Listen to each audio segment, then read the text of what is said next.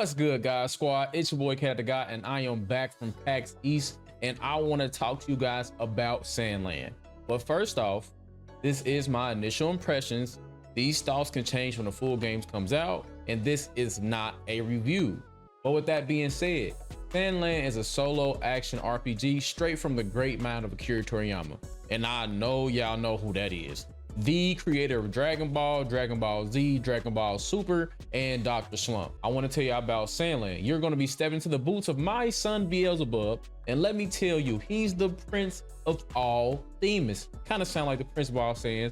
My boy Vegeta, shouts out to him. He in the back there just chilling. But you'll get a chance to ride around a variety of vehicles and use a bunch of different powers to take down all sorts of enemies, all sorts of caves, towns, etc. while you're playing Sandland.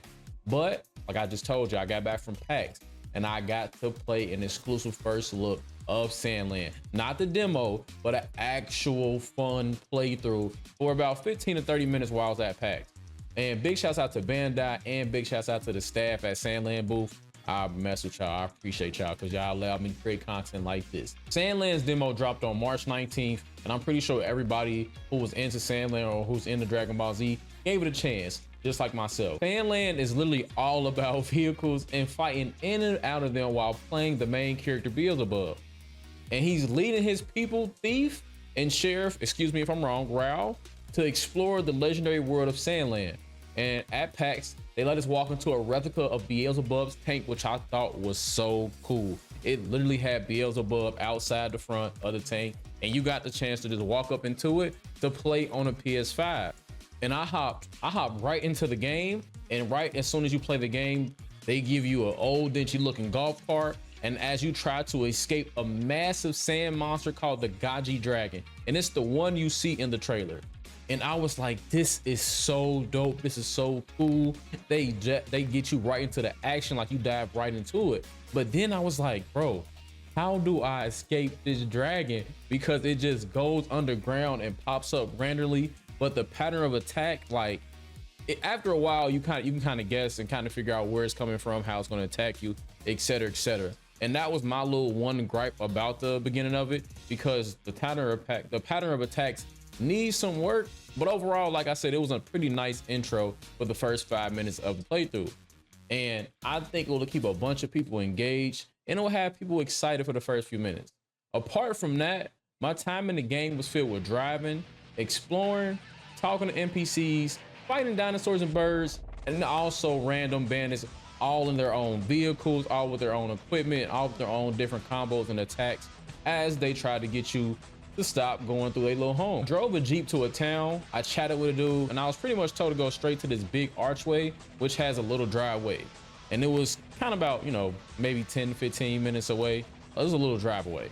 But along the way, I saw dinosaurs roaming their little desert homes, each with their own level indicator and health bars.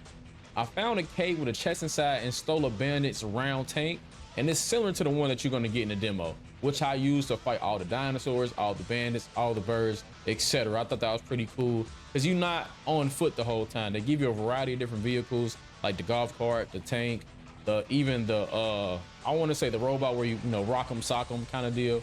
But nonetheless, most of the enemies drop parts or items that went straight into my inventory, either boost my attack or the vehicle's attack, boost the health of me or the health of my vehicles, and other random items too. But I did say it was too bad that I couldn't do anything else with the vehicles besides the tank, because that was the only one you got to play at PAX East. Other than, you know, in the demo where they gave you a variety of different vehicles, I think at PAX they were more so focused on the combos, more so focused on, you know, the actual gameplay of the game, instead of giving you a demo where you just, you know, roam around. It actually had like a straight path that you're supposed to take, you know, people that you're supposed to fight, tanks that you're supposed to get, etc., etc. From what I do gather from the game, the main thing is going to be, you know, customizing your vehicle, leveling up your character, and that's pretty much it. But when I asked the staff about this, they were like, nah, not really. It's so much more into the game, and there's so much more that you will have to explore, but you will only get a chance to when you play the full game, which makes, you know, it leaves a mysterious, you know, a matter of fact, it leaves a mystique. So I can go figure out why I should be playing this game, why you should be playing this game, and why we should be checking out Sandland when it drops. But like I said, the stats were pretty cool. 15 minutes or so, just BSing around and getting in, getting used to Sandland in the world. But towards the end, I got to beat up on more bandits and bosses in real-time fights where I could punch, kick, and jump for some cool combos. But if you hold down the punch button, you can charge a swing that stuns an enemy, which is really cool if you can time it with your other combos. And on top of that, there's a little circle, a little radio wheel of special abilities, like this dope energy blast that takes out a whole group. It's kind of similar to when Miles, did the little and broke everybody away from me in Insomniac Spider-Man. But y'all know what I'm saying. And it was all pretty fun, but I gotta say, I didn't leave the demo. I didn't leave PAX East dying to dive back into Sandland because we still have games like Final Fantasy VII Rebirth, Dragon's Dogma, Rise of the Ronin, and Stellar Blade, which shares the same release date, I believe, as Sandland. But I will say, I did leave wanting to buy the game, thinking about the game, and I was telling myself, like, this game is getting bought and played after we beat Rebirth, but nonetheless, it's still getting purchased.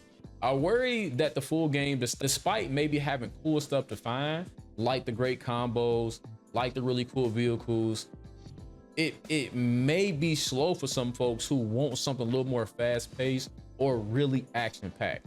Don't get me wrong, deserts can be cool. Just look at Journey, Sable, Mad Max, and even Metal Gear Solid: The Phantom Pain. They all use sand in a way that's either full of secrets or great for messing around with weird tech.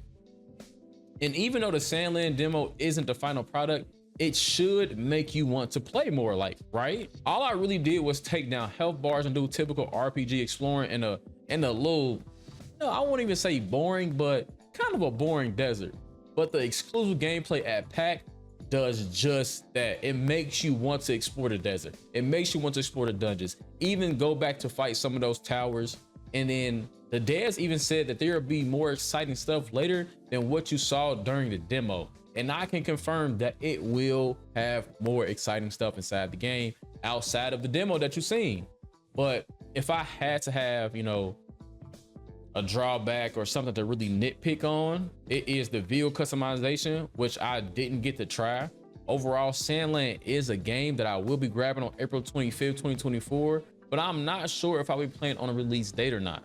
You guys gotta let me know in the comment section below if you're grabbing a copy of Sandland or not. But nonetheless, make sure you subscribe for more gaming and everything godly. I'll see y'all next time.